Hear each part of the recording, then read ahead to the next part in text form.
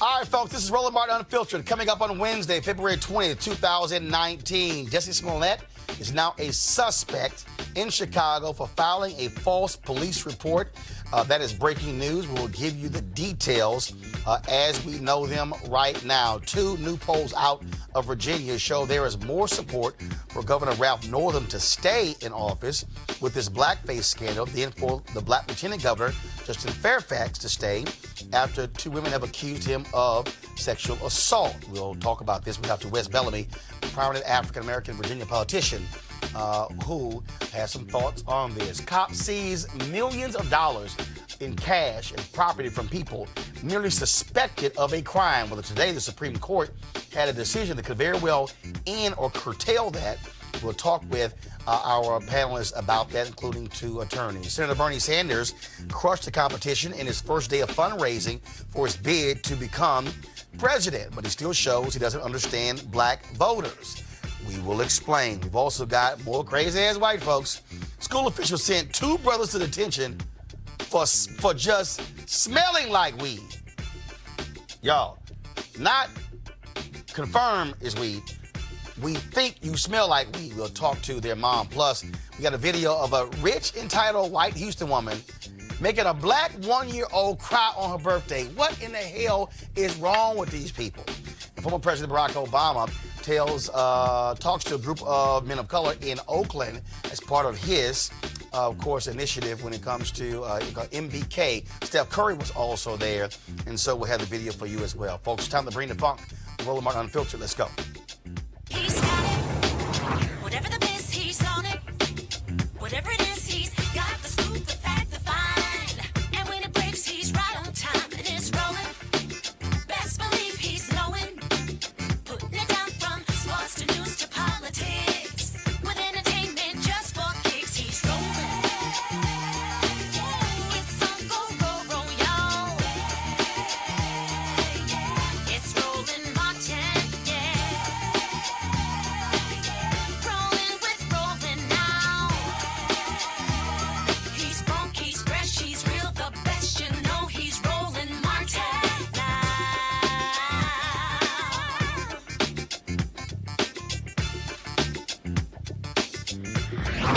Martin.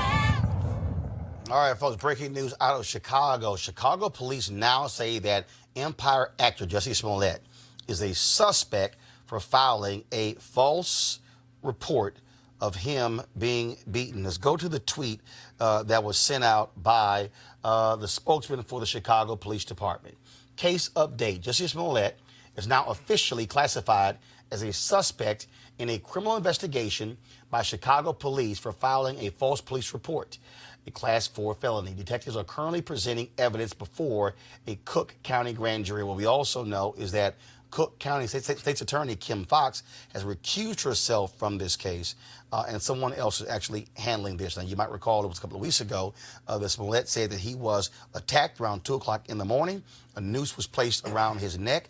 He was beaten. Homophobic and racial slurs were hurled at him, while the folks who attacked him were also saying this is MAGA country. Now, the case began to turn back and forth over the last week. It was last Friday where Chicago police arrested two Nigerian men who returned from the country who worked on set of Empire. The next day, they were released from the police, and they said that the trajectory of the case changed based upon evidence they discovered in the apartment. Then we had all sorts of comments coming from different sources within the police department. So this is really the first time in a week that the Chicago Police Department has officially come out and made such a statement when it comes to Jussie Smollett.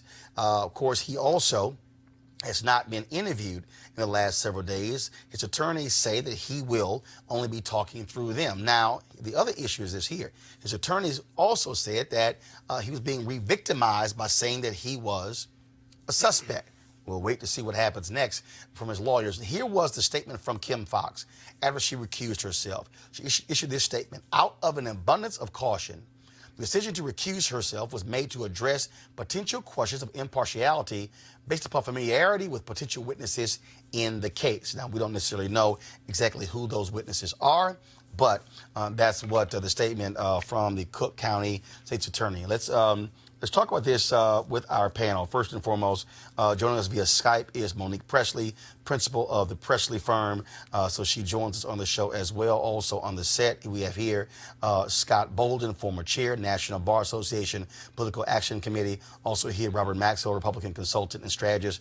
Monique, I'll start with you. It was all kind of stuff back and forth. We heard the initial report in terms of Smollett saying he was attacked. He goes out to L.A., has a concert where he said how he fought back and defended himself. Then this story just began to change and change and change. Now we're at the point where Chicago police are saying they clearly have enough evidence to say he's a suspect. What do you make of this announcement by Chicago police just a few moments ago? It was sketchy from the beginning, and obviously for many reasons, I hate this. I hate everything about this story. But it seems like at the point that Kim Foxx, and I know you know her, Roland, I know her too. She's a stand-up, good person and prosecutor, and she's close to a few people who would be involved with this. So to me, when she took her hands off of it, that wasn't necessarily a good sign for the trajectory of the way the case is going. But the police department has a job to do, and so does her office. If it's true that this is something that was falsified, then we're dealing with a young man who is troubled. If it's the case that he's being framed, and this wouldn't be the first time that that's happened, then it's a shame too. So I really don't know what to say about it until we see more from whatever evidence it is they have. Scott Bolden, his attorney, said earlier this week that he was being re-victimized. He was, because they were saying that he was behind this. Mm-hmm. You had different leaks coming out of Chicago, the police department, saying that that he paid these men to do this. That now we also have, do we have the video? They also released today surveillance video of the two Nigerian men buying the items that were used in this alleged attack. And so what you see here is this is surveillance video from WBBM Channel 2 in Chicago. So what you see there is a red cap, you see the ski mask, you see the various items. And according to these men, Smollett told them to go buy these items. Now, you have the grand jury with the filing of a false police report. But before this took place, or allegedly took place, then you had a letter that was mailed to the office with racist and homophobic slurs. Yeah, to what office? The Empire office. Mm-hmm. The FBI is investigating that because that's now mail. Now by going through the mail system, mail fraud. So he actually is now dealing with two arms of the law: the feds and the state. Yeah, being re-victimized is only re-victimization if you're telling the truth. I was in Chicago the weekend this was reported. In fact, as a former prosecutor, as I listened to the story, I said, this is strange, but let me see how it unfolds. Why? Because it was 2 a.m., it was 10 below zero, and by the way, you see those two guys, right? They're bodybuilders, right? If they jumped on this boy and wanted to beat him down, give him the beat down, he would have gotten more than a scratch, right? So the credibility of the representation became very difficult. But watch this for you and your viewers. Usually that video that you showed would be evidence that, in fact, these two individuals conspired to attack Smollett. But the video now is being used to charge Smollett with a possible crime of filing a false report. Whatever the two bodybuilders told the police, they corroborated it with the police. They told them that this was all a setup, right? And so then Smollett gets a lawyer, and then the police want to bring Smollett in to corroborate or to confront him with this evidence. And Smollett shuts down, he hires two lawyers, right? And so whatever he's afraid of, watched his defense attorneys or Smollett's attorneys, they're afraid to bring him in because they're not sure about their own client. And so this story is unraveling. It's a felony to file a false report. And the one thing you do with the police in Chicago or any other police, they don't like being lied to and they don't like being embarrassed. One of the things that jumps out here, Robert, that all these people who are saying the media jumped to supporting his story. But if you actually look at what was done, folks were reporting what he said happened. He then also went on Good Morning America with an interview as well. The reporting continued. Chicago police were doing their investigation. And so it's not as if someone makes this type of allegation, folks go, okay, we're not going to report this happens. Right. Here you have somebody who's a star, someone who is on a hit television show, makes this allegation, files a report. That's going to get reported. Mm-hmm. The natural reaction, obviously, from people who are fans of his, who work with him, believing him, because who actually would think that somebody who is a star at this level would just make something up? Right. Now what you have, though, is, again, now you have the police saying, okay, no, we're going to chase all these leads down, and this totally flips the story. Now he has to deal with, okay, will Fox back him up? What will happen with his record label? All those other things that are there. And now he wants to get into, if he did, why in the hell would you do it? Why? Well, I think, I don't know, I heard the word troublesome you used to describe Jussie or Juicy. I think the word sinister or diabolical would be more appropriate. I think that this is something that was deeply planned and ingrained, and I think this was an idea he thought was good to create a narrative that I think that the public really wants to see. But here's and the piece. We still don't know. Hold on one second. Here's the deal, though. Yeah. We still don't know that. And so, we don't, because He's just a suspect. He's just a suspect. Just a suspect. Go ahead. You heard the story. It was a head scratcher for you. I know it was a head scratcher for me the day I heard it. In fact, I posted on Instagram this was a hoax back on January 31st, excuse me. So I think the media, they didn't do their research because it fed a necessary appetite. They wanted to push the narrative. What research? They wanted to feed the narrative that Trump supporters are walking around with nooses and hanky folks. What research? Excuse me? What research? No, I said it fits a narrative. Research No. You said the media did their research.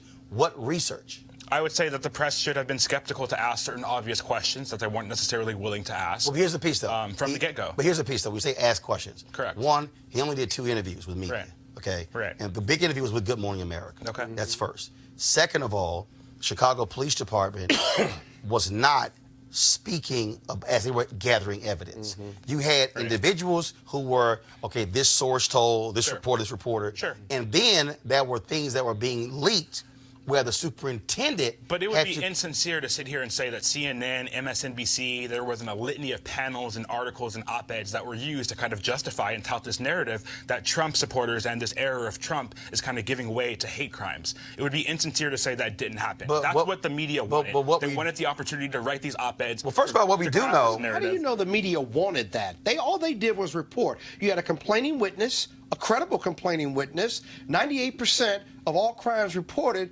are true. Only 2 to 6% are found to be untrue. So why not go with that narrative? Because that's the only narrative that was out there. I don't know whether they wanted it or not, but it was there. Frankly, there were no corroborating witnesses other than his own manager who... People get charged with crimes every day that don't have corroborating witnesses. Monique, but to Robert's point about in terms of what the media wanted, I am, go to my iPad, please, Henry. I'm pulling up a Chicago Sun-Times story that says rise in white supremacy hits 20-year high. And so it's not as if you don't have, Monique, actual evidence to back up that you do have a rise in white supremacy in these attacks. Right, and it would be insincere for us to ignore that, just like it would be insincere to ignore whatever role the media plays in it. But there's 2 things going on. First, we have this believe the woman, believe the victim thing, right, that has been a part of our culture since the rise of Me Too, Time's Up. Well, actually, go further. Susan Smith, the guy in Boston, who said, so the reality is we've had other cases where folks have made up stories saying, oh, some black man shot me or pushed me in the water. We have a tendency in this society, whether you're an actor, whether you want to believe the person tells the story until it unravels. Go ahead. That's we can work Emmett Till backward and know that the black man did it. But this is different in that we are supposed to, the minute an alleged victim comes forward who has been victimized by crime, believe them. And there are scenarios where the victim does not come forward, alleged or otherwise, for 20 years, 30 years, 40 years, and it's a he said, she said, with not just no corroboration, but with no physical evidence. This is different from that. This is an alleged victim who came forward contemporaneously with injuries. He doesn't have to have broken bones to be injured. And there was a definite narrative with a place, with the time, within a short period of time and when the event supposedly happened. So there was no reason for there to not be reporting of that, but there was also no reason for the police to do their jobs, which is exactly what they did, which is supposed to happen when there's a report, and then you figure it out. Listen, I know one of these defense attorneys, Roland Victor Henderson, is one of Jussie Smollett's attorneys, and he's not, as Scott would say, clueless about his client or unsure of what his client's going to say. He's a career defense attorney. He knows exactly what he's doing, and if he's not bringing his client in right now, there's a reason. To me, at the point that an investigation turns towards your client, you stand down. I'm not bringing my client in unless my client has to come in, and then it's going to be Miranda, and we talk if I advise my client to talk. I mean, that's just the way it goes when the tide turns in this manner. Final comment. Go You're ahead. talking about when the tide turns. But Jussie and his fine defense attorney stopped talking to the police before he was a suspect. And my only point was that, one, that his defense attorney had to do an investigation, and regardless of what happens and what comes up in their own investigation, they certainly weren't letting them go in to confront those other allegations. That's a problem. But from a defense side, the defense attorney is doing exactly what he should do. Robert, final comment. I think that it's obvious that the media wants and they needed a story like this. That's why they never questioned it. Why do we need a story like this? I mean, you can look at the comments made by the president today. Obviously, the error. Hold on. Wait. Hold on. Wait a minute. Sit here and pretend that the media isn't out to get the narrative. If you look at Covington Catholic High School. One second. Hold on.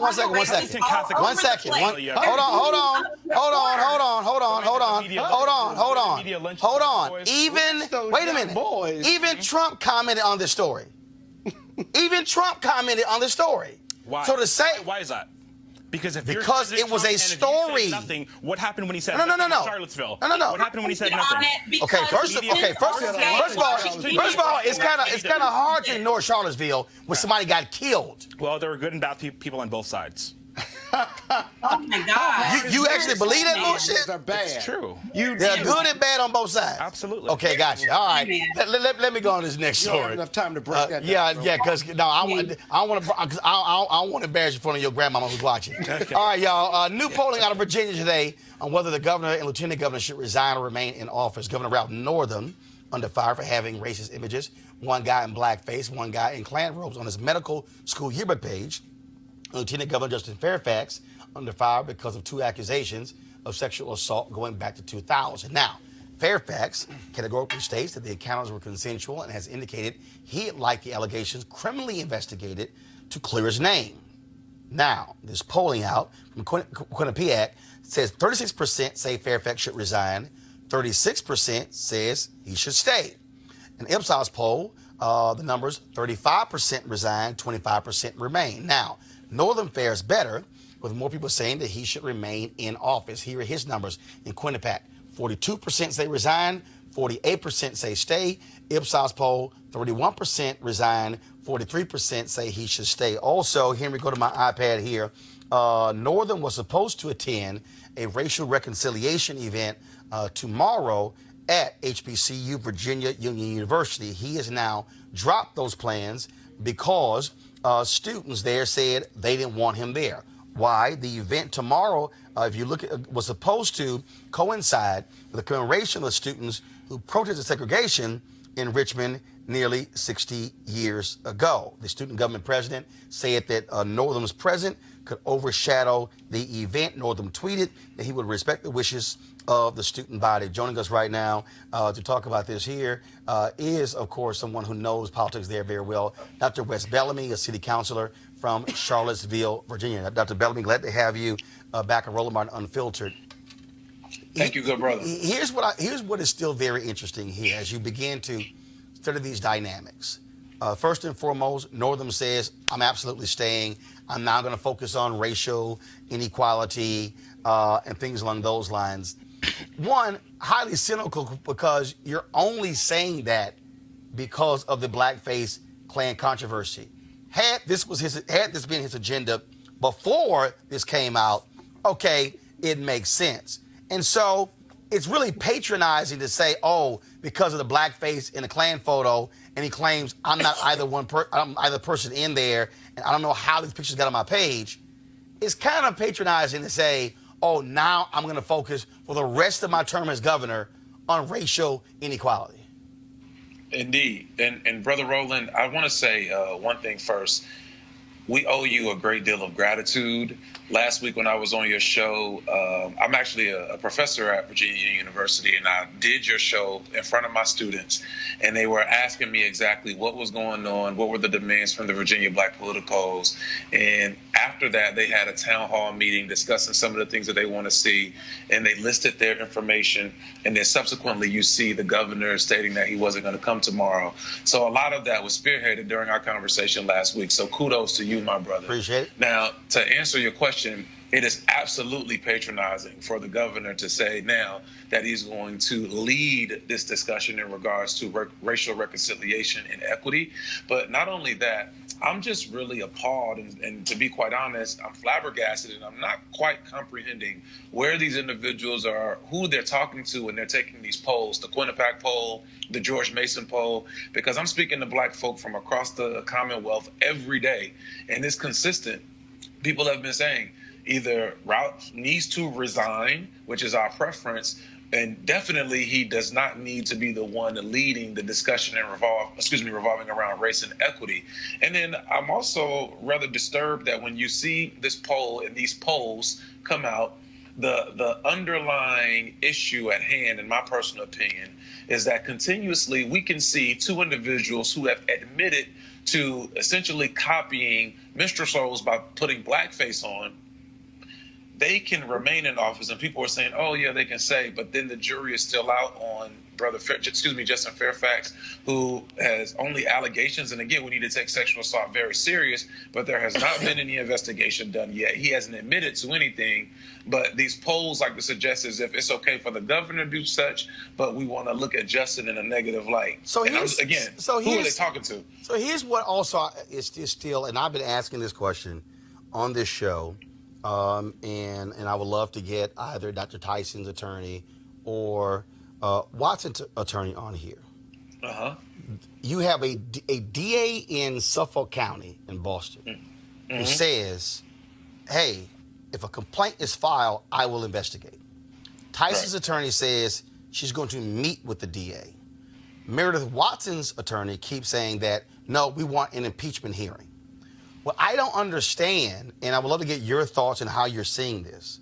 An impeachment hearing is a political process. A criminal investigation is you lie to investigators. I mean, you're under oath. That's a legal deal. I don't understand, and I'd love to hear your thoughts, why the two women who are accusing him and their lawyers are pushing more for an impeachment hearing and not a criminal investigation. I have no idea. And just from my perspective, we've been very clear from my stance and also talking about the Virginia Black politicos. If an investigation does need to take place, because Justin has called for one, it appears that the individuals throughout the people throughout the Commonwealth would also like to see the process play out. I'm not going to get into why they're choosing one method over the other, but I would hope that an investigation takes place so that we can find out the truth one way or the other, because either if Mr. Fairfax committed these crimes, or committed what he's been accused of, then he does need to resign. But if he has not, then his name needs to be cleared. All right. Councilman West Belby, I appreciate that. Can I say yeah, one thing, go ahead. Roland? Go ahead. Just listening to the young man who's on your show right before I came on, and for him to say, as a black man, that there were evil people on both sides, I just want you to know, brother, that I was there that day. I was the vice mayor at the time, still a city councilman. There were individuals, white supremacists, neo-Nazis, and so forth, who had AR-15s, who had machetes, who had swords, who had knives, who literally ran over a crowd of peaceful protesters and killed someone, while the other side, quote unquote, who you are talking about as your president has, people had signs. They were walking around literally just chanting. Now, I'm not going to say that, like, I don't understand how you could use that same term, specifically as a black man. These same folks who were there were walking around with signs with my name on it saying that West Bellamy is a nigger. These are the same people who said that they were going to hang me from a tree. These same people send death threats to my house every week. There's not a day that doesn't go by that I don't get trolled by these same folks who are there. So for you to say, brother, there were good people on both sides, I want you to know personally, to myself as well as my city, that is extremely offensive. And I hope you check that. Well, let me respond and let me help you understand, and I'll explain my comment. There were people in Charlottesville who wanted to march in favor of free speech with American flags. There were also people that wanted to come out and protest Confederate statues. There were also people on both sides who were there literally to cause chaos and distension, and the kind of distension and chaos that you ultimately saw unfold towards the end of the event when, unfortunately, someone did pass away. Also so to sit here, excuse me. There are also people there. Hold on, I gotta add. Hold on. No, hold on. Robert, let me finish, but I need to add to it. Were there also people who were there who were chanting against Jews? Yes, there were racists there as well. Okay, go right ahead. There were racists there. Like I said, there were people who wanted to support free speech, and there were also people there who wanted to protest the Confederate statues, and there were protesters on the left side, so to speak, who were there to cause detention and harm. As someone who's personally been assaulted violently at one of these protests. Hold on, in Charlottesville? No, we're discussing Charlottesville. Were you in Charlottesville? Excuse me. No, were you in Charlottesville? It's yes or no? Obviously, you know that I wasn't. Thank you. Obviously, go ahead. No, go ahead. But I want to establish whether you were there or not. Who's been assaulted at one of these protests by the same kind of hyper-liberal people who were out there in Charlottesville, I know that there were indeed good and bad people on both sides. I'm sorry, your rhetorical device is not going to scare me into saying that I'm somehow sorry for you feeling offended upon something that is just a reality. There were good and bad people on both sides. Counselor, go ahead. Saying that was not at all offensive or discriminatory in any way. Counselor, go ahead. Well, my question is, though, brother, you were not there. So how can you say that there were individuals, as you're describing this, the left side, who were there to cause chaos? My brother, you weren't there. Are you going to deny that? Are you going to deny that there weren't people on the side of protesters in favor of the left side who were there throwing cans, starting detention, causing fights? Like, there was chaos all around. I don't know why you can't just admit it. I know it doesn't fit your narrative. Yes, I don't have to be there to know that. I'm going to tell you what happened. Okay. Literally, so we're going to talk on specifically, let's start on Friday, August 11th, in which we were at a church service and we were surrounded by 500 white supremacists with torches who literally barricaded a group of people in the church before they subsequently went over to the University of Virginia and surrounded the statue of Thomas Jefferson. Fact. That was on the night of Friday, August 11th. On the morning of Saturday, August the 12th, we had a peaceful church sunrise service. Myself and Dr. Cornell West and members of First Baptist Church on West Main Street. We marched from First Baptist Church to the African American Heritage Center, the Jefferson School. That was completely peaceful. There was no one there looking to fight. While we were walking, these white supremacists with guns were on the other side of the street, taunting us, throwing things at us, and so forth. We then marched from the African American Heritage Center to McGuffey Park, which is adjacent to Market Street Park, which is where everything transpired. And those individuals tried to surround us again with their AR-15s, their other guns, their weapons, and their signs. I was with about 100 different clergy members and members from the community. Nobody there at that time was looking to fight or do anything. This was all at about 10 a.m. And then when their rally was supposed to start at 11, when we were still in McGuffey Park, they began assaulting folks. That's how everything started. And I can tell you this unequivocally, brother, because I was there. So when you say there were people who were there who were independent journalists who got pepper sprayed and attacked for no reason other than the fact that they were perceived as being in favor of the free speech mark or the Unite the Right rally. So it was violent. You may say it was completely kumbaya on your side. You're not going to get me to believe that. I know exactly what happens at those liberal protests, and I know how violent the far left is. So I'm not going to. Counselor, go ahead. Counselor, go ahead. Brother, may I just give you a piece of fact? And I'm not here to debate something being super liberal or not. I'm talking to you as another black man. Okay. And I want you to understand, brother, I call you brother because I love you, but I want you to know that. You said you saw independent journalists and those of that nature who were pepper sprayed. Let me assure you, my friend, there was no one who began fighting, no one from the quote-unquote left side or the clergy members or the folks who were there. How can you even definitively say that? Sir, I'm talking, please. May I finish? none of the fights occurred until shortly after 11 a.m. when the white supremacists came into the crowd in which we were in, and they began to throw things, and then they started punching people in the street. I was there. I saw it with my own two eyes. That is when everything started. I know this because I was getting a police escort. That is how everything popped off. So, brother, I just want you to know, man, this is not like a left versus right. My brother, when you say there were good and bad people on both sides, brother, the people who were clergy members and walking with signs aren't ones who had guns or who had nooses in their hands and said that they wanted to kill me. Sure, and like, the people brother, with American flags were also good people. Everyone there else's. wasn't a white supremacist, so don't even try to push that narrative. But there was a hell of a lot of white supremacists who were there. And there were a hell of a lot of people who were white supremacists who were beating folks, who have been prosecuted, who have now gone to jail and prison as a result of their actions on that day. And so those are undeniable facts. Good so and bad people on both sides. Okay, all right, gotcha. All right, well, it's real, Counselor. First of all, Counselor, thanks a bunch. Scott, I want to get a comment from Scott, then also bring Monique back into the conversation. Scott, go ahead. I just think you're in denial about this reality. The young woman that was run over by the white supremacists. Heather Heyer. Heather. Hi. What was she doing wrong? And the people around her, because they were, quote, they were protesting. I spoke to her mom I don't care about that. About political violence. I'm saying that political violence. What were her and her people doing when the car ran over them? What were the young men doing when the young black men? Hold on. When they were getting beat by the white supremacists, this is all on video. Or the white supremacists who took out a gun in the middle of the march and stuff. And sure, people were yelling back and forth. He took out a 45 or whatever he took out and started shooting at them, right? I saw so tell me the left. But who on the left? It's an open carry what state. Group on the left was firing their weapons and beating? How are this, Rob? No, hold on, Scott, I got it. Robert. How many folks on the Robert? How many folks on the Robert? I got a question. It's real basic. Robert, this is very basic. Robert, this is very basic. Robert, you're not going to tell me to hold on my show. Robert, the question is this. How many people on the left will you say are bad? I wasn't there. How many people on the left will you say, Robert, how many people on the left will you say are bad? How many of them have been convicted and gone to prison? Good question. I know at least one, the person who assaulted me at a rally because No. he's You weren't in Charlottesville. His name is Richard. No. You were not in Charlottesville. I'm asking you a question. Since you say there are bad people on both sides, I'm asking Robert, hold on. Let's just say I'm going to ask you a question again.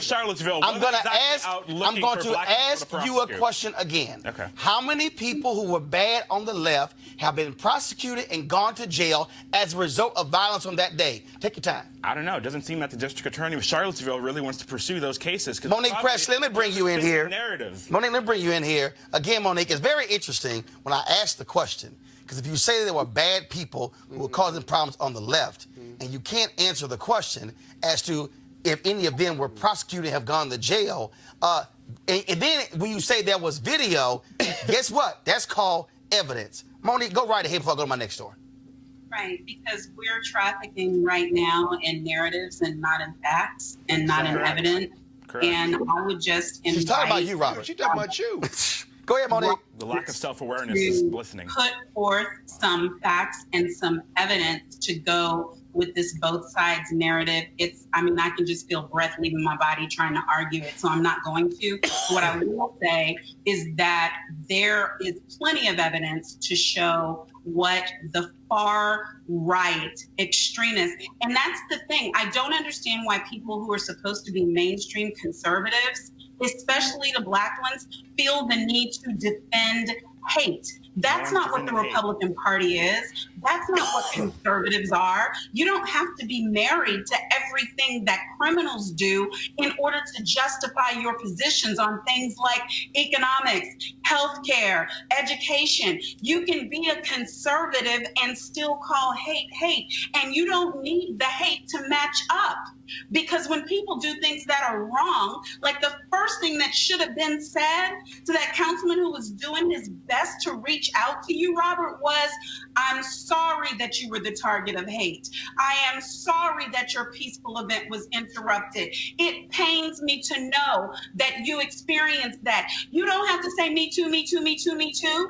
Okay, something happened to you at a separate time in a separate place. Something's happened to everybody. Yeah, and it's not relevant at all every what happened day. to you. I get It death doesn't at all threats change every the month. narrative, right? My website goes down every week. Who Okay. cares? That's part of doing business Okay. in the role that we play. What I am saying to you is, get a grip on what it means to be conservative or even be a supporter of this insane, treasonous president, and know that that is different than supporting criminal behavior, hate crimes, and murders. And you don't have to say that it's happening on both sides in order to stand against it. Free yourself from thinking you need to defend such things. I decry all Roland, violence. go to the next I subject. decry all violence on the right and the left. I'm the only one so far who said violence on the right and left is bad. You guys seem to pretend it There doesn't was no exist at all. violence on the actually, left. actually, Say exist at all. that. Actually, I'm telling you. Actually, Robert, I asked you a basic, Been I assaulted. asked you a very Just tell me who. basic,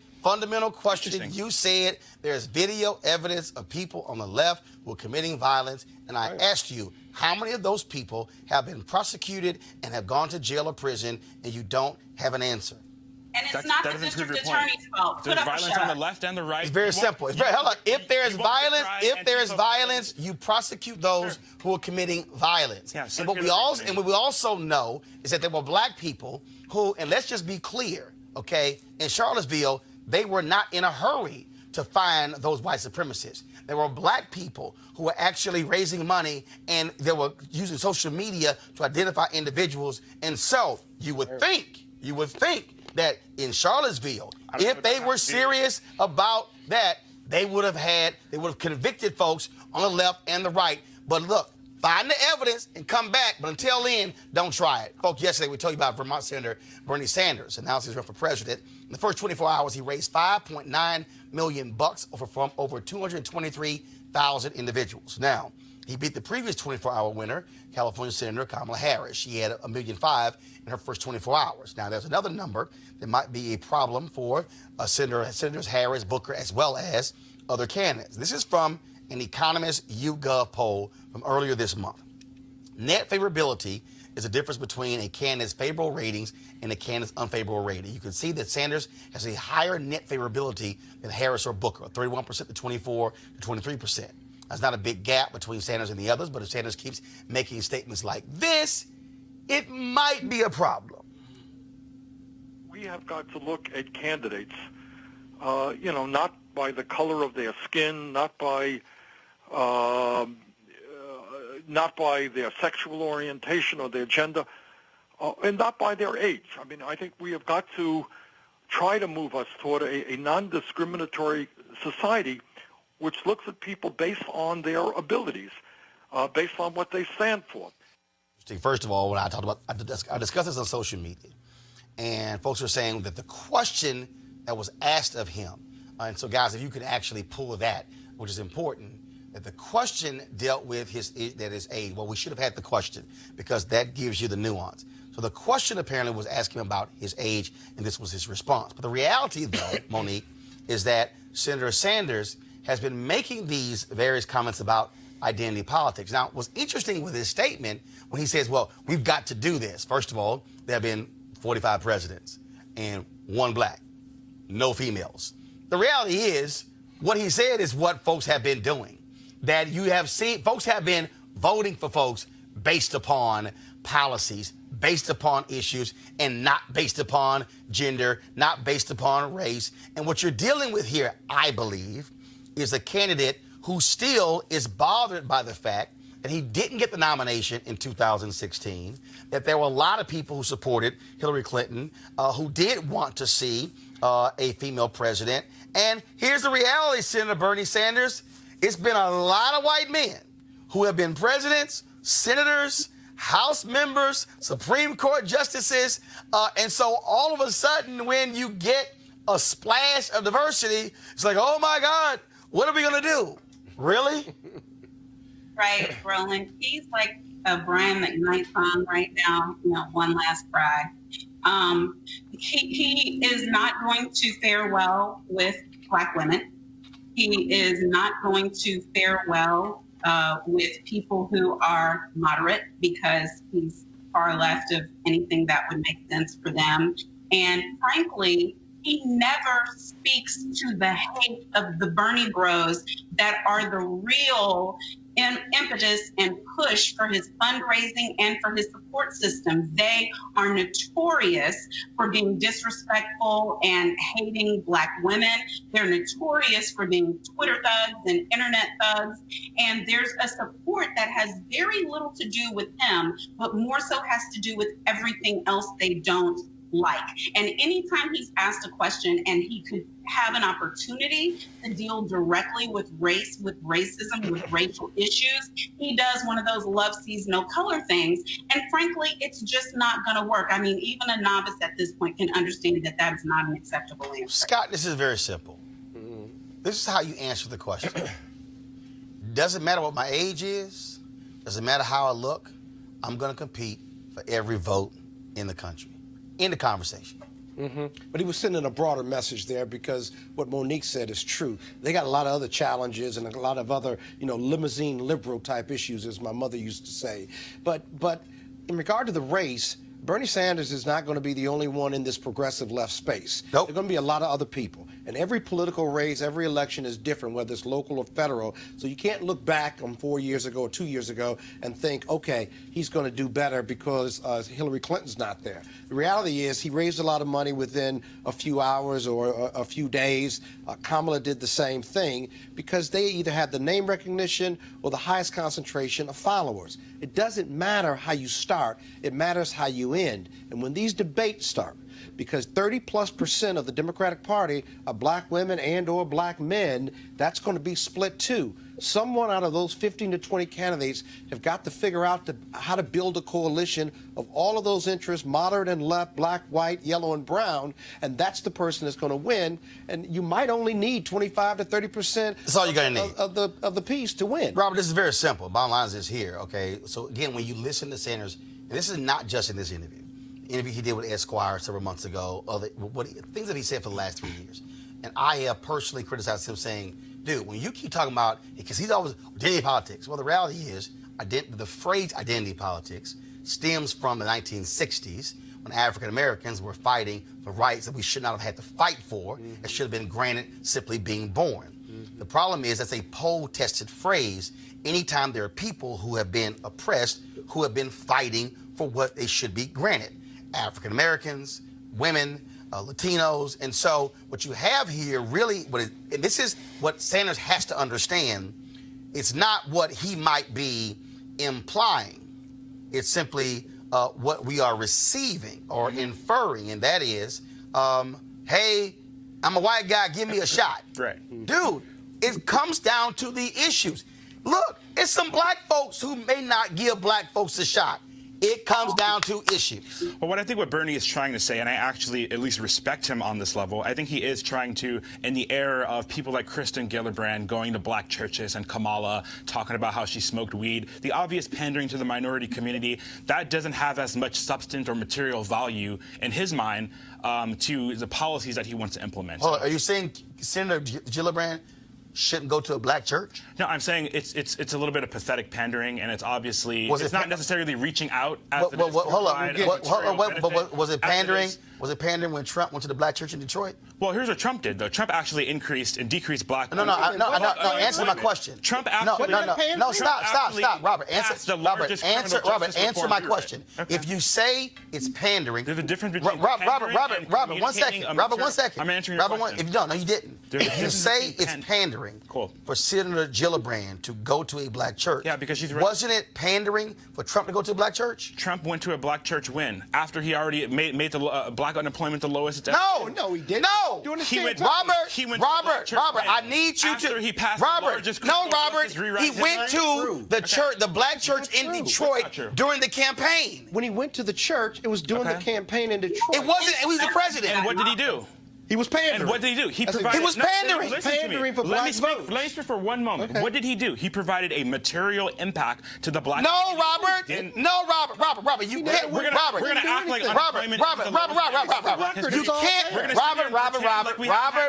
Robert. Yeah, Robert, so here's the what problem You're here. not even letting me Robert, speak. no, Robert, here's the problem. Criminal justice you reform. can't, Who got it done? Robert, you can't Who got it done? Robert, President you Trump. can't say He didn't get it done alone. you can't say that a Democratic candidate, hold up, you can't say a Democratic candidate by going to a black church is pandering It is. because she's running, but then you don't want to say it was pandering when Trump went to a black church when he was running. Did he go to a black church in Detroit while campaigning? In any event, Yes or no? Trump has provided. Yes or no? material- Robert, yes or no? Was that pandering? Sure. No, it's not pandering. Hold on. So wait a minute. How was it a pandering if he went to a black church while running, but it's pandering for Gillibrand? Let me tell you how. Because President Trump actually provided a material benefit No! to the black community. And which is we don't want to talk about it every time. Oh my God! Every time I don't understand. Every time I bring up black unemployment, every time I bring up criminal justice reform. Wait. Okay, hold up. So Robert. So if Gillibrand, so that help me out here. So if Gillibrand wins, and then, one second, if Gillibrand wins and then passes various things and sign them into law that will benefit black people, will you then say, hold up, will you say then, let me pull back that it was pandering because she delivered? No, come on. I'll say I guess it wasn't pandering. Oh my God, did that's just beyond silly. That's beyond silly.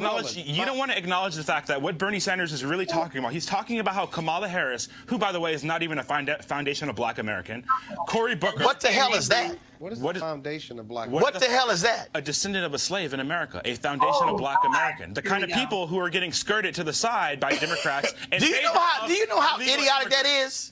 Sure, you may say it sounded idiotic to me. That's not what your viewers whose think. 92nd birthday is it That's today? not what your viewers think. Hold up. Whose Your viewers want 92nd someone from the birthday Democrats is who's it today? actually a foundation of black Whose Americans. 92nd birthday is today? Okay.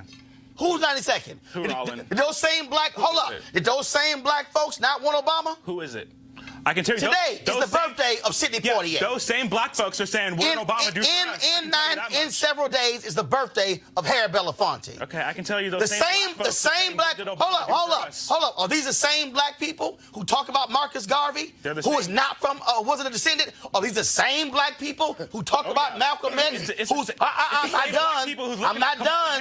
No. I'm not done. See, here's the game that guys like you want to play. Because see, you don't want to deal with real black history. I do. No, you don't. Let's talk about because black see, history. if Let's you talk about Obama's legacy with the black community. if you want to deal with real black history, and you want to talk about who's descendants, who's not foundational, you cannot Let's get talk past. about black I'm not history. done. You cannot get past Malcolm X. You cannot get past Shirley Chisholm. You cannot get past Marcus Garvey. You cannot get past Harry Belafonte. You cannot get past Sidney Poitier. I can do a roll call on black people who have been not from here, but who have fought and stood up on behalf of black folks. But I don't know if you can accept Are you that. saying Kamala That there Harris is might black? be. Boy, bye. Are you Let me saying go to a Kamala break. Harris is I'll be black? back and roll up on the computer in just a moment. Hey fam, I want you to like, share, and subscribe to our YouTube channel, youtube.com/Roland S. Martin. And don't forget to turn on your notifications. All right, folks. All right, everybody. I kept the promise. So I talked about the whole issue of course, beginning of the year in terms of focusing on the health. And, of course, for me, it's all about my golf season and, of course, improving core. And so many of us out here want to lose weight, feel better, get more energy. And one of the ways you can do that is with the D-Herbs Full Body Cleanse. Now, I always love the way it look and feel after it's over, but it's not just when it is over. It's also about how you continue on changing eating habits, drinking more water, and eating healthier foods as well. And look, many of us abuse our bodies based upon what we eat, especially when it comes to weekend, excessive eating, and processed foods, and all that good stuff. So the Full Body Cleanse is about actually getting rid of those toxic buildup in your body that drag you down. So if you want to try the D-Herbs Cleanse, go to dherbs.com, dherbs.com, and use the promo code Roland for a discount at checkout. Now, in addition, on the website, you can call 1-866-4DHERBS, 1-866-4DHERBS, and again, use the promo code Roland, okay? That's what you can do. So, D-Herbs, Full Body Cleanse, we appreciate them being one of the partners. Roland Martin Unfiltered. So go to dherbs.com and use the promo code Roland. All right, folks. Yesterday, President Barack Obama was in the Bay Area for his MBK initiative. Stephen Curry and others were there as well. Now, you might remember My Brother's Keeper was started by President Barack Obama after the murder of Trayvon Martin. And it's focused on mentoring young boys of color. Now, of course, they had their first national convening in Oakland this week. And last night, here's some of the conversation where President Obama and Steph Curry took some questions on stage. A lot of young men in this society, particularly young men of color, have difficulty finding the space and the resources and support to deal with their issues. And they've got issues. We've got issues. A good example just in my own household. When me and my boys get together, we'll watch a game or we'll play a game. And sometimes we'll sit there for an hour and we won't say nothing, but we're watching the game. And then we'll go play a game. And afterwards, Michelle will ask, well, you know, like, how's Steph doing? I heard, he, had this issue. And I was like, oh, really? I didn't know, because we're watching the game, you know? Well, you were with him all day. What? No, I didn't know. We didn't talk about that, right? Michelle, she will get with her girlfriends, and they'll show up at noon, and they'll be sitting there and they're talking. I'll leave, come back 3 hours later. They are still talking. All right, folks, you can actually go online. You can see more of the conversation there. All right, now y'all know we've been dealing with crazy-ass white people and just unbelievable, just craziness that keeps happening. And so I got to deal with this. Roll this thing. This is just nuts. No charcoal grills are allowed. I'm white. I got you, bro. Illegally selling water without a permit On my property. Whoa! Hey! You don't live here. I'm uncomfortable. All right, y'all, this white lady tried to stop, y'all, a 1-year-old baby and her parents from doing a photo shoot in a park in Houston. Look at her crazy ass.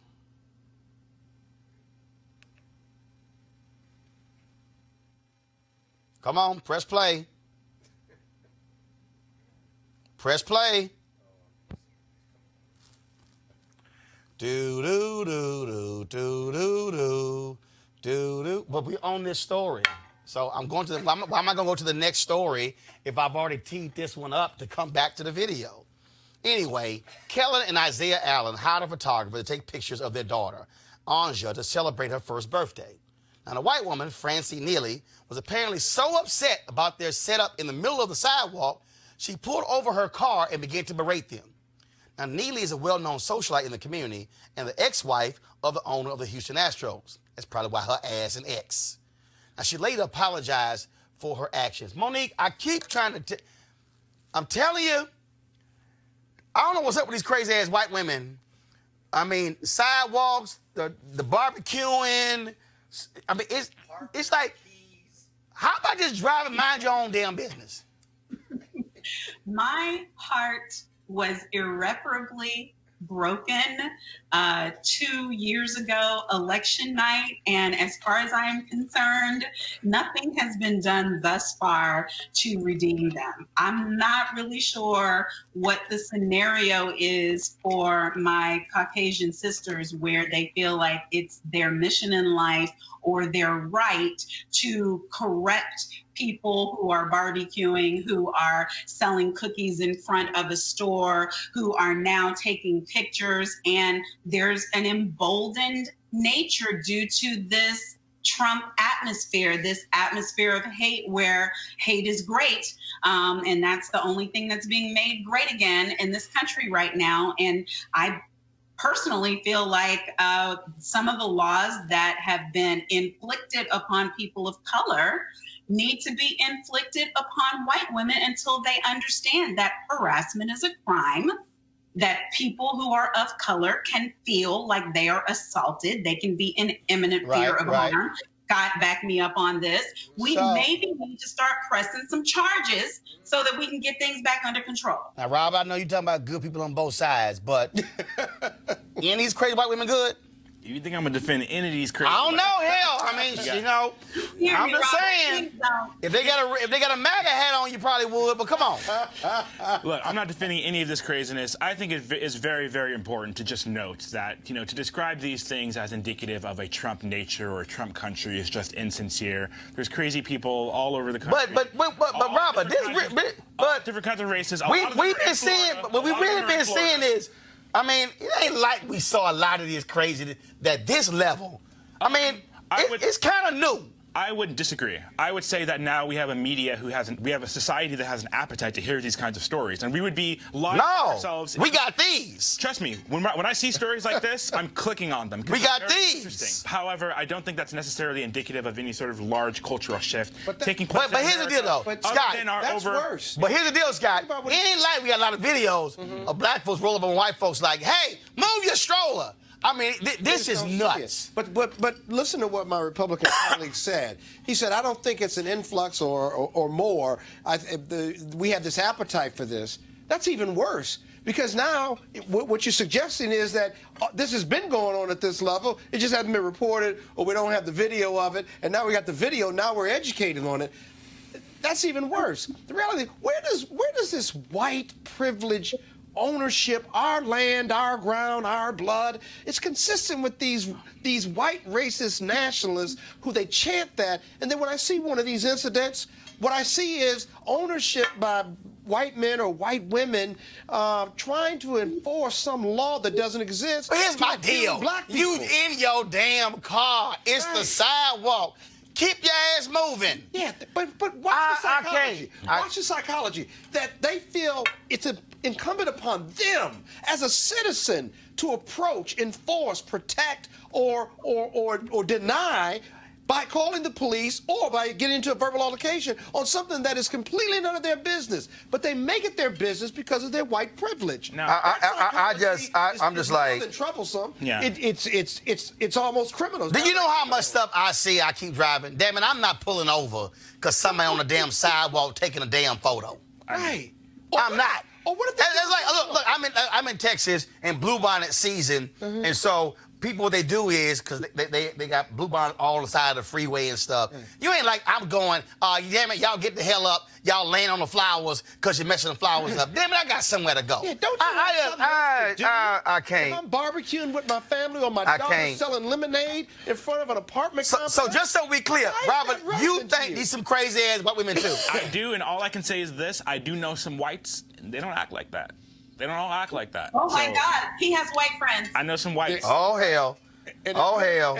And you know good and bad white people on both sides, don't you? Oh, absolutely. Scott, all right, Scott, I know you got to go. Scott. Get out of here. This is going to be my final story, y'all, I got to deal with here. Okay, so 2 black teenagers from Dickinson, Texas, near Galveston, were at an off-campus basketball game when school officials thought they smelled weed on the boys.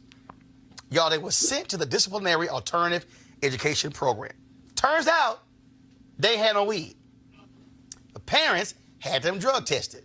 Negative again. Joining us right now is the boy's mother, Nikisha Owens, and Kimberly Yancey, president of the Dickinson Bay Area NAACP, who brought the story to our attention. This is just, I sympathize with you because when I was in junior high school, I had a teacher who had a security guard pull me and another kid in a room because our eyes were red. And he was like, I think you were high. It was stupid as all get out. But Nikisha, what did they say to you to rectify that this happened? Or did they say, oh, my bad, sorry? They haven't said anything as of right now. They upheld what the principal is saying, and he's adamant that my son smelled like marijuana. Okay, so he still says that's the case. Yeah. Kimberly, how did y'all get involved in this? They contacted us because we were very concerned, and this is with Clear Creek High School and the Clear Creek ISD school district, which is one of the largest in Texas. They contacted us because the allegations are that they were under the influence.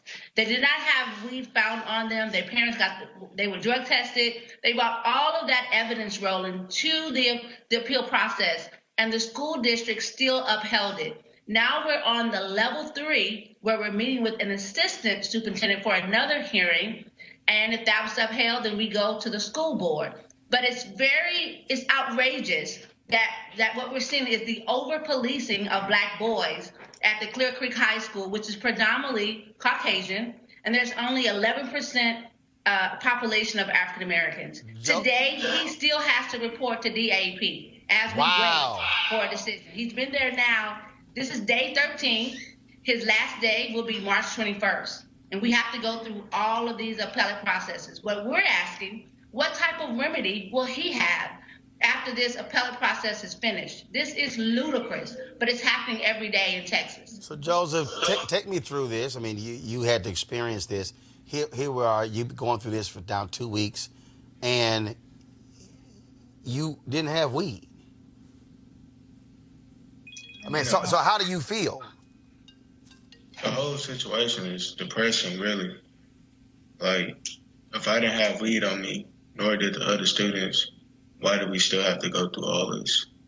Like, why do we get disciplined and all that? And who stopped y'all? Were the police officers? Was security guards? And what was the interaction like? Nobody stopped us. Like, we bought a ticket, walked inside the game. The principal from our school approached us. And like, as he was approaching us, we were stepping back from him, and he kept walking closer towards us and kept saying we smell like weed. So he was just searching for searching for an officer to come search us. And so is your reaction, dude, what are you talking about? We were not smoking weed. And what did they do? Take you away? Detain you on the spot? They detained us on the spot in front of everybody. And then they brought us into a janitor room. And searched us, and they didn't find anything. And then they did a sobriety test on us. Now, hold on 1 second. He had to stand on one leg, Roland. So 1 second. Did they ask you? Did they tell you to do one, or did they offer you the opportunity to decline? Did they force you to do it? They forced us to do it. Nikisha, I would assume you plan on some legal action against the school district. As of right now, yes, because I'm very concerned as to why they didn't call his parent that night when it happened. I wasn't called until like 9:30 that night, and that's when the principal told me what happened. And I was like, well, let me give you a call right back, because I just finished talking to my son, and he told me, well, I'm off duty. We'll call you on Monday. Wow. Well, this certainly is an unbelievable story, and it speaks to the issues that young black men have when the whole school to prison pipeline. And so it's unfortunate this happened. Certainly keep us abreast of this case and where it goes. Thank you so much, Roland, and we'll let you know what's happening. We need your prayers, and we need your help, so we can make sure that there are 2 boys that are going through this right now. We want to make sure that this policy stops. We did talk to the superintendent of schools on Monday, so we've done our due diligence. We've contacted media outlets as well to let people know that in Lick City, Texas, and in Dixon Bay Area NAACP, we will not stand for this, the over-policing of our students. I would surely appreciate it. Thank you so very much. Thank you. All right, real quick, Robert, your comment, then I'm going to go to Monique, and then we'll close it out. Maybe he smoked it all. I don't know. No, but honestly, here's the thing. The Houston Independent School District... That was a joke. Yes, it was. All right, because you about to get cussed out on social media. I'm just letting you know. You might want to clarify that real quick. It's already going to happen. But here's what I will say. The Houston Independent School Districts have been... No, this is not Houston. This is Dickinson. Right. This is Dickinson School District. Houston is... This is closer to Galveston. Dickinson is south of Houston. This is in Galveston. Well, they also have been targeted by Texas Governor Greg Abbott. He has pretty specifically said that these school districts should reach out to independent organizations to help them increase their effectiveness, because the school both districts are just dilapidated, and they're overall, there's multiple issues that need to be curtailed. What does that, first of all, not just in-school suspension. But what does that have to do with because I think that this is another demonstration that the independent school districts right there in Houston and Galveston has pretty much lost all competence and legitimacy, and they need to be taken over by the state, or they need to go ahead and concede to Governor Abbott and allow the outside organizations to come in and clean that up. What do you mean that's nuts? One, it is nuts. Look at what the superintendent is doing. No. One, this is an incident here. Two, Monique, you are a product of the Galveston School District. I'm a product of the Houston Independent School District. The Texas Education Association, they have a very clear process as to if they take over a school district that has not been met. And so one incident does not necessarily... This isn't the first incident. This has been discussed since January. No, but a school takeover is not based upon an incident like this. A school takeover in Texas is based upon not meeting educational requirements. Monique. Right, and sometimes what people do is what I don't want to see happen here. We ignore the trauma and tragedy that area has faced due to back-to-back hurricanes, floods, and devastation.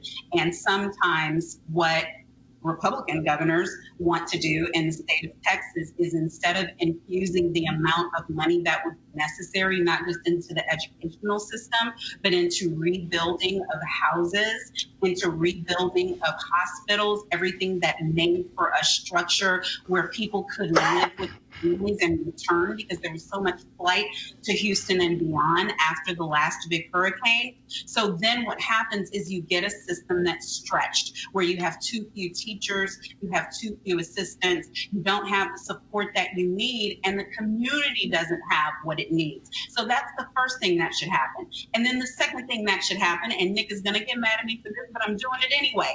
This family needs to call Nick Pittman in Dallas, because he is an excellent attorney right there in Texas who will know how to, if not represent them, get them to people that they need. Because even when a minor is on school property or at a school function, they cannot be illegally stopped or searched or detained or frisked, and that is all what happened here, and it should not stand. They better get some money, and they better fight to change the policy. So what you're saying as an attorney, you sitting there going, Yes.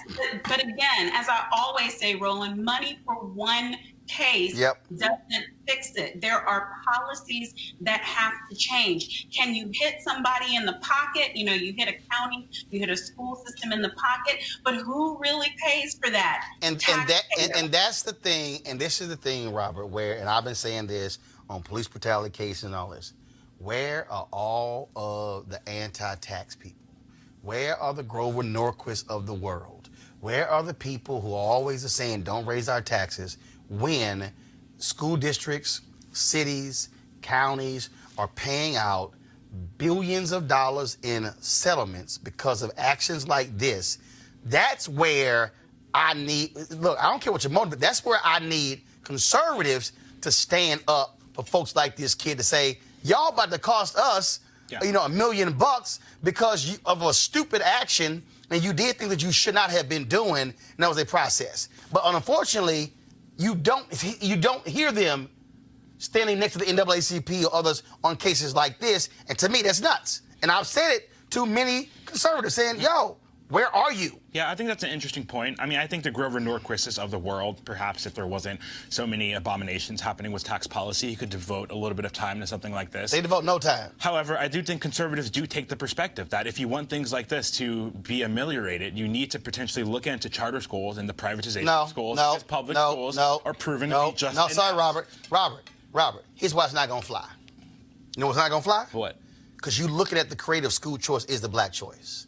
And one of the issues that I'm dealing with as a supporter of charter schools is the high suspension rate in charter schools. So your answer to this is not charters, when charters, especially many of these white-run charters, have significant suspension rates of black and brown kids. So that is not the answer. I know personally, my little sister goes to a charter school. She wouldn't have survived in the Sorry, public bro. school environment that I did. But Robert. So I think you have to look at it on individual cases. Robert, no, Robert. Hasty generalization here to just say that charter schools are suspending black kids. No, so. Robert. Okay. Let me say it again. Okay. Friday, Ray Charles Theater, Morehouse College. I am doing a town hall. Part of my tour, school choice is the black choice. Right. I've been advocating for school choice before a bunch of these people even knew about charter schools. I went to magnet schools in elementary school, middle school, and high school. Good. So your answer doesn't apply or work because the answer is not charters when charter schools are doing these same things. That's not the answer. The answer is to have principals properly following policy, not first of all saying, I smell weed, forcing them to do a sobriety test, not calling parents. And what I'm saying is, if conservatives on one of these issues, I need conservatives, especially white conservatives, saying the actions of the principals are wrong and they're costing taxpayers money. The same reason why I would love to have the same folks stand up against police brutality, because if you are a believer in wasting taxpayer dollars, you should be offended with Chicago and New York City spending $500 million on police settlements. And that's what I'm saying, where people can come to agreement. If your motive is money and over here your motive is justice, that's fine. The problem here is that these type of actions are costing taxpayers money when basic fundamental understanding of rules and procedures could have said how you handle this. But the fact that this black kid is now in his alternative program now, going on 2 weeks, and now treated like a criminal, that's bullshit. I agree. I don't think we're disagreeing. The only thing we're disagreeing on is that I disagree. Hold on, Monique. You go get the final comment, Monique. I don't think we're disagreeing. I think we're only disagreeing on whether or not public school systems and administrators have proven to be credible and competent in order to make reasonable decisions and follow first of all, rules and regulations. a lot of them have, but I'm also trying to explain to you, Robert, as somebody who is a supporter of charters, there's a fundamental problem in the charter movement across the country. And that's what across I'm not the so country. Sure about. Robert, I know personally of charter schools. Robert, I need personally, you to, I need you to listen to me, Robert. I'm listening. I have You're sat. saying over No, Robert, listen. I have sat at the table at the National Charter School Conference with of the top 30 leaders, and we have discussed the highest in Arizona, and we don't have that issue in our state. You have the highest. There's a high suspension rate. Not in Arizona. That's one state, dude. Okay, so there are 49 others. So what I'm saying is, don't act like it doesn't exist. It exists. And as somebody who's a believer, I'm trying to deal with those charters saying, hey, y'all need to cut out this high suspension rate and deal with the problem. I would agree. No, it's not if it's happening. It is happening. Okay.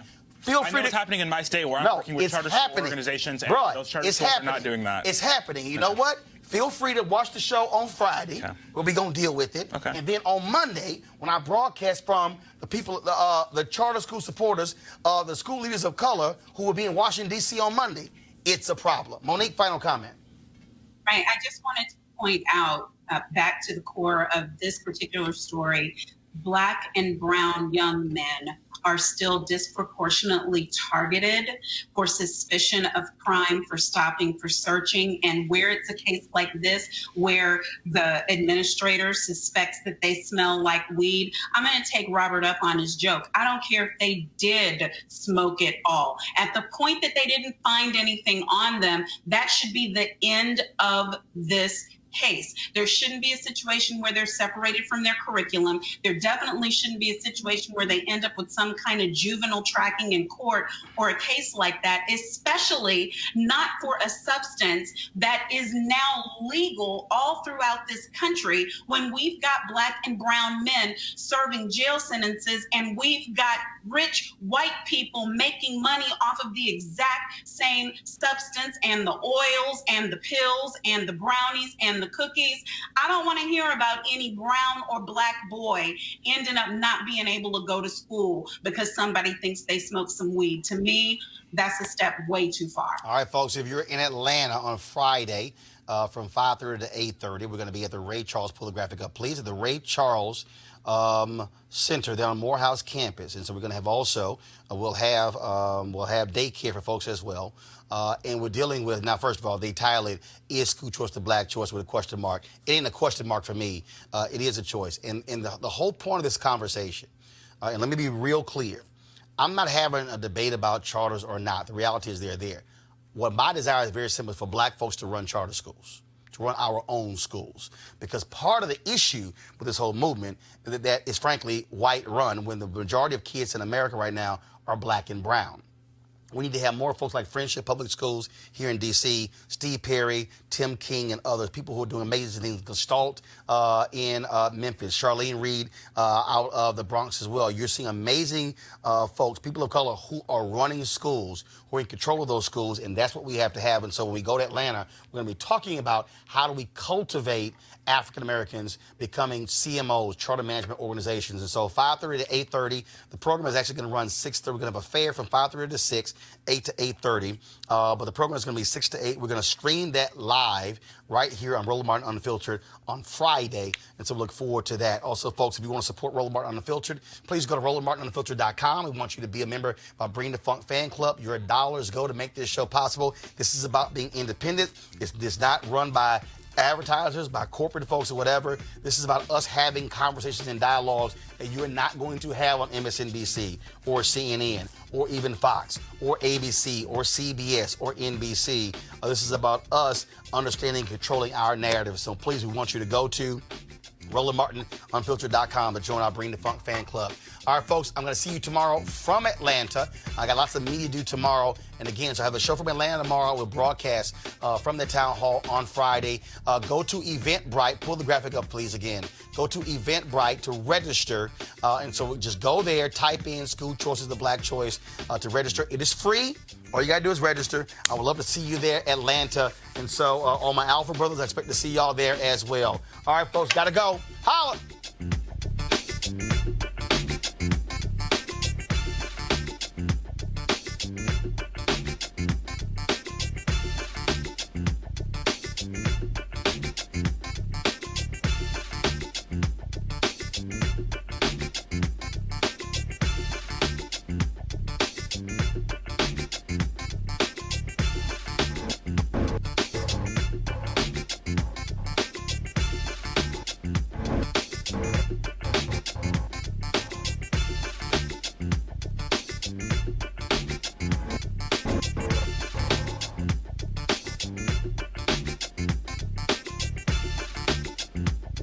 Hey fam, want to check out Roland Martin Unfiltered, the blackest show on all of digital, cable, and broadcast. Check out our audio podcast.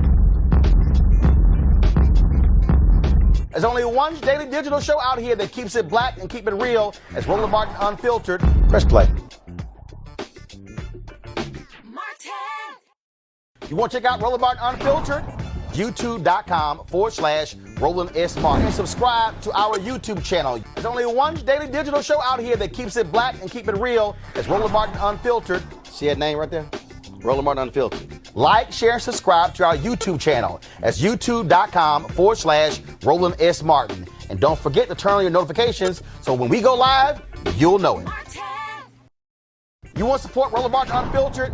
Be sure to join our Bring the Funk fan club. Every dollar that you give to us supports our daily digital show. There's only one daily digital show out here that keeps it black and keep it real. It's Roland Martin Unfiltered. Support the Roland Martin Unfiltered daily digital show by going to RolandMartinUnfiltered.com. Our goal is to get 20,000 of our fans contributing $50 each for the whole year. You can make this possible. RolandMartinUnfiltered.com.